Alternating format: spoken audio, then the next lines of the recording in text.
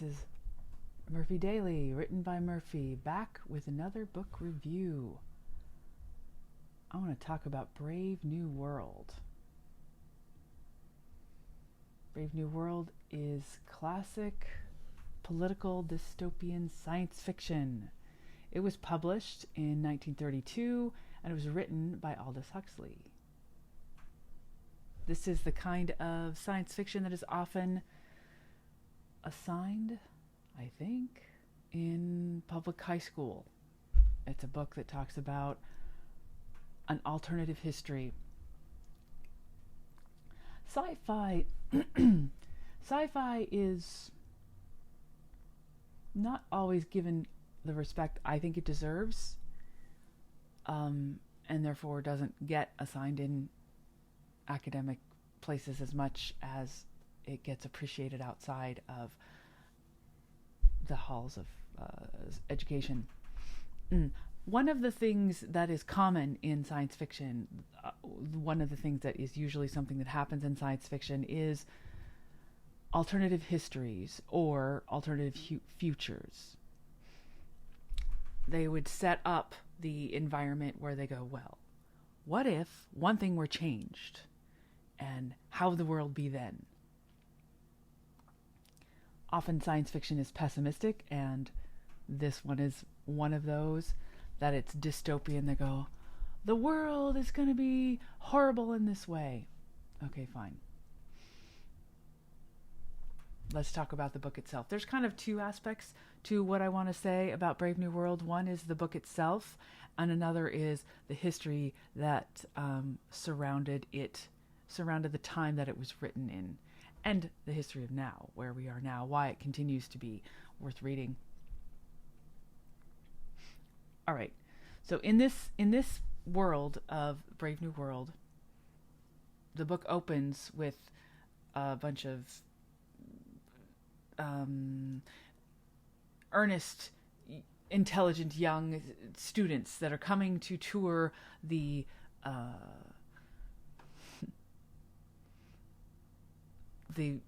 place where babies are made, and this tour guide who's like an older person who's a part of the establishment of how things work in this society, which is very top down. They arrange everything. They explain how the world works to these earnest young people, that clones were discovered, and they were discovered how to make wonderful huge amounts of clones, and babies were not reproduced sexually anymore. It was decanted. Oh, sexual, they don't even talk about that. So reproduction is done, and then these human beings that come into the world are then programmed through a series of properly tuned values so that each of them will be in the right class and be happy in the class that they are part of. Okay. And all of this is a world of clones, and therefore it's also very top down. The people in charge will set up how things are done. They are also supposed to consume a lot because, well, that's the point of society.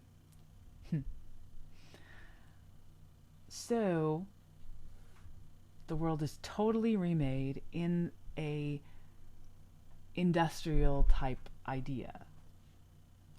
We learned through time also that this is about, 600 years in the future of where its publication was. The Ford is considered the heroic deity. They say, "Oh, my Ford," instead of what would have been said in 1932, "Oh, my Lord." They say, "Oh, my Ford." Okay. Because they were very enamored and following this idea of assembly line, industrialism, even to the point of human beings being created in this industrial world. Well, in this sci-fi style environment, sci-fi world building has like, well, if this is true, what else is true? What else would be true in this world? if they don't have sexual reproduction, how, well, then we get into that that common wish fulfillment of sexual morality being very changed in the sci-fi world, the pair bonding and monogamy and exclusivity tossed out the window. The world is now reframed so that these people, well, they don't reproduce to make babies, ew, but they enjoy one another's company all the time. So that is one of the things that shows up in here in this sci-fi world. I find this to be something that I've seen a lot in sci-fi, of let's upend all the sexual morality so that women are sexually available all the time. Okay, yawn, wish fulfillment. This is not interesting to me. However, this is the world that it's set up in. They've got the people at the top and the drudges at the bottom. But we're not done. This is not just an exploration of that world. The title of the book, Brave New World, is a quote from Shakespeare's Tempest. And Shakespeare shows up a lot in this story, actually, because Shakespeare is the example in the deep future that it takes place in of the forbidden ideas. Don't read that, that's horrible. But there's like a underground a fascination, and some of the high level people will have a copy of Shakespeare and read it to be fascinated with, oh, what is this? What is, as if Shakespeare were the alternative history of the future. In the future, as if Shakespeare from the past were showing another way of being. Indeed. We have some characters.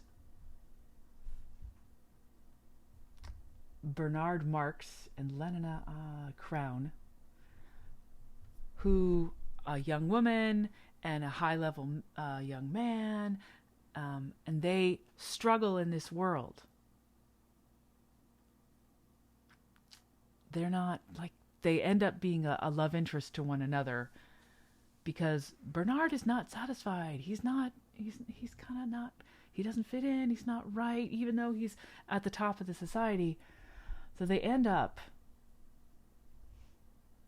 in a world, they end up taking a trip to a reservation. This reservation is a place where the people who couldn't fit in with society would go be.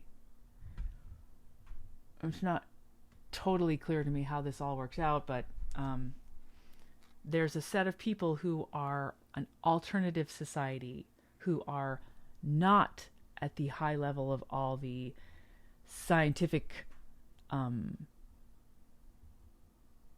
world that's been created, but they are more basic. It's kind of reminiscent of the Native American reservation, and they have some mystical things that go on. But what has happened in this world is this small island, like the Tempest, where in Shakespeare's Tempest they land, and this is another world that they have to engage with, and it changes everybody. Not to go too deep into it, but there was a child who has a chance to grow up, a child of two high-level clone people from the society, actually gets born but is raised in this uncivilized world. He has not been programmed. He has not been brought along into this society and all of their expectations. He still believes in romance and heroism in a way that the Brave New World society has not.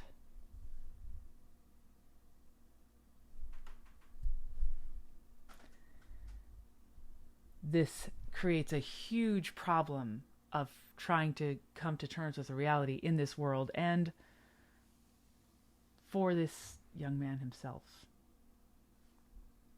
It's interesting to watch his crisis and how he tries to retain his sense of self and his sense of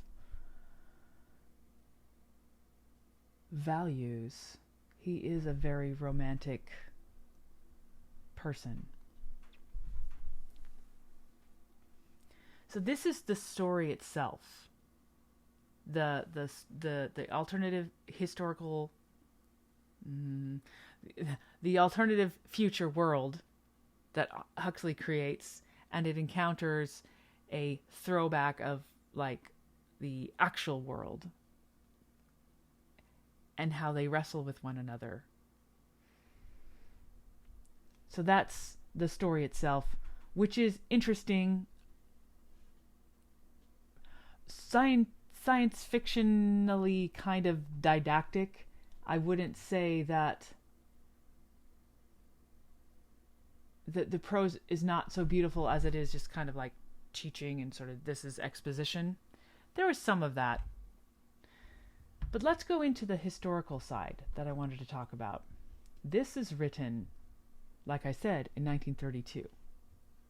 Huxley is often, Brave New World and Aldous Huxley is often compared to George Orwell's 1984 because they're really talking about the same thing. 1932 is before World War II, after World War I, and the world has been watching the Soviet Union. What the heck is going on over there? Ooh. This was before Hitler took the stage and fascism became the favorite political insult. Clearly, Bernard Marx and Lenin a Crown are pointing back to Marx and Lenin, so this is really like big neon sign going, this is talking about socialism, communism, the Soviet Revolution. It is, like I said, post-World War II, and Aldous Huxley was British, and he was living in Britain at the time that he wrote this. He moved to America later.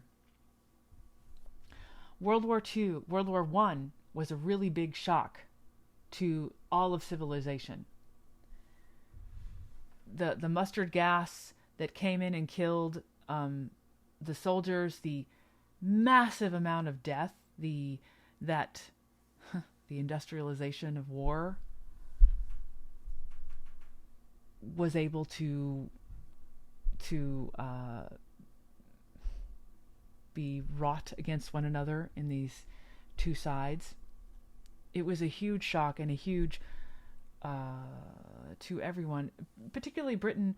They were like, what are we doing here? Why are we so unquestioning of this? And so, oh yeah, at the same time that World War I was happening, the Soviet Union like stepped off the world stage. They're like, you go have your war, we're going to have our own revolution. And so they created the Soviet Union and all the things that came out of that. The Soviet Union was the culmination of a lot of intellectual ideas that have been kicking around in the Western world for quite some time, and not just the Western world, because, well, they took root in other places too. And so this was a live action alternative history. They're like, how about we recreate all of society? Okay. That's happening over there in Russia and the Soviet Empire. Over here in other parts of Europe and in America, we had the horrifying outcome of World War I. And of course it was followed with the Spanish flu. Oh yeah, that. And so many people were just dying everywhere. And yeah, then the economic devastation of the Great Depression. The world was ready for a turn in the whole hand. Like, all this that we got going on is not right. This is not working. What are they doing over there in Russia with this communist experiment of the Soviet Union? It's very interesting. Like, maybe they got some ideas. What is happening? That's one of the reasons why, even to this day, this book is beloved in the halls of academia. Like, what is this? What is happening? What do they know something that we don't know? Should we know? The Soviet Union itself was very secretive. Yeah, World War I and Britain and Germany were busy killing each other and quietly in the trenches and devastatingly. But the Soviet Union, in its revolution, did a whole heck of a lot of killing too. A lot of death. Staggeringly, hardly believable amount of death and oppression and suppression. But they were very secretive about it. That's one of the great things about oppression and suppression. You can keep it secret because nobody can talk about it because they're dead. Ooh, not good. However, some people, even though there were many academics and intellectuals that were fascinated with this Soviet experiment, and the Soviets came up with Potemkin villages, etc., to say, look, we're awesome, we're amazing, how about you come and give us your favor? Some people had an inkling that maybe things were not right. Huxley came out with this book saying, maybe having a planning committee for all of society isn't great for all of society. Is this what we want? And so John the Savage in the book is a character illustrating the outcome in the feelings of an individual. Like, is this what we're trying to do? Is this the kind of people that we want to be? Do we want to give up on the beauty of poetry and Shakespeare? He wrote about that. And Orwell later did almost a scene for scene in 1984 of what was happening in the Soviet Union. So this book is happening. It has a very meaningful part, a very meaningful message to talk about in the time that it was written. But we're not then. This is not 1932. Things are totally different today. But the idea of having a programming and control continues to haunt us. I don't think it's books, but the movie series The Matrix talks about that, like, oh, what if we're all just being completely controlled and drained by powers that we don't even know or understand? We continue to have that feeling that there is something going on in the world. There are powers that might be exploiting us. That's the Matrix movies are science fictions too. And we continue to see evidence of oppression, suppression, and control, and people continue to have a sense that this is happening in a way that we don't want to be part of. Many people have that feeling. So Brave New World is an early example trying to show what that kind of world, what that kind of future would be like. Huxley does a pretty good job of pulling out these characters and displaying, like, what does this mean? How would it be like if we were being controlled? And how would we respond? Both for the woman, Lenina, who tends to buy more into it, but she fights with it too. This is a worthwhile read. It continues to speak to our souls. It spoke to mine, and many teachers continue to teach it, to show it. This is the world of the future. that Huxley created, and we continue to go look at it to see, is this the future we're hoping for? Is this a disaster we're headed for? Let's think about this.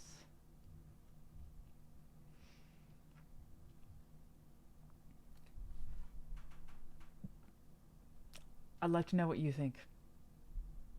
Go ahead and let's continue the conversation.